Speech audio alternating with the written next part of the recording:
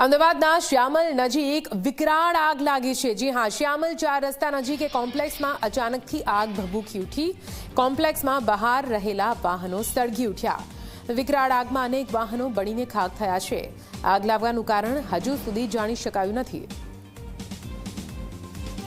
તો શ્યામલ પાસે અચાનકથી આ આગની ઘટના સામે આવી છે। બિલ્ડિંગમાં આગ લાગી, સાંગરીલા 2 કોમ્પ્લેક્સમાં આગ લાગતા નીચે રહેલા વાહનો પણ બળીને ખાખ થયા છે। અનેક લોકો પોતાનો જીવ બચાવવા માટે દોડાદોડ કરી રહ્યા હતા। જોકે ફાયર બ્રિગેડને જાણ કરવામાં આવતા ફાયર બ્રિગેડ તુરંત જ ઘટના સ્થળે પહોંચ્યું હતું। આગને બુઝાવી લેવામાં આવી છે।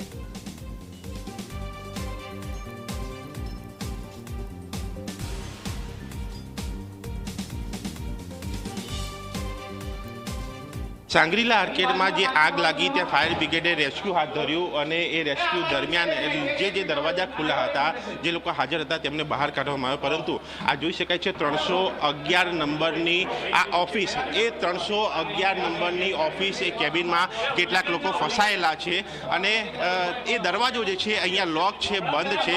અને જ્યારે ફાયર કર્મચારીઓ અહીંયાથી નીકળતા હતા ત્યારે એ અંદરનો અવાજ જે છે તેઓ સાંભળી ગયા અને અંદર લોકો ફસાયેલા હોવાનું અહીંયા ખ્યાલ આવતા તેમની સાથે આ બંધ દરવાજામાં એ વાતચીત જે છે એ કરીને અંદરની વિગત માહિતી મેળવાઈ રહી છે કે તેઓ અંદર સુરક્ષિત છે કે કેમ અને બીજો કોઈ રસ્તો છે કે નહીં, એ પણ અહીંયા માહિતી અહીંયા મેળવાઈ રહી છે, જેથી કરીને તેમને ઝડપી બહાર જે છે એ કાઢવામાં આવે। જીમમાં જે છે એ લોકો ફસાયા, અહીંયાથી બહાર નીકળેલા એ વ્યક્તિ સાથે આપણે વાતચીત કરી અને એ દ્રશ્યો પણ આપણે અહીંયા જે છે એ બતાવી રહ્યો છું કે અંદરની સ્થિતિ એ આ સમય દરમિયાન જે છે એ અહીંયા શું છે। અહીંયા ઉપરથી એ નીચેના દ્રશ્યો એ પણ અહીંયા આપણે બતાવી રહ્યો છું। આ ટોપ ફ્લોર ઉપરથી એક માળ નીચે અને ત્યાં આ નીચેના દ્રશ્યો એ જોઈ શકાય છે કે અહીંયા આ ફસાયેલા લોકોને બહાર કાઢીને જે રેસ્ક્યુ કરવામાં આવ્યું એ દ્રશ્યો સાથે જે આગની અંદર જે વ્હીકલો બળી ગયા એના દ્રશ્યો, એ ફાયર બ્રિગેડના દ્રશ્યો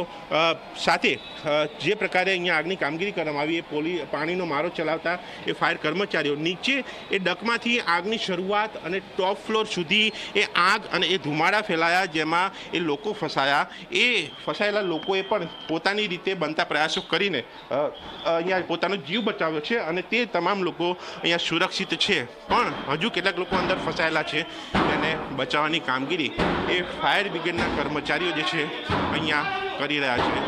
આ 311 નંબરની ઓફિસમાં ફસાયેલા લોકોને બહાર કાઢવા માટે આ જે બીજો દરવાજો જે છે તે અહીંયા આ ખોલવાની કામગીરી એ અહીંયા ચાલી રહી છે।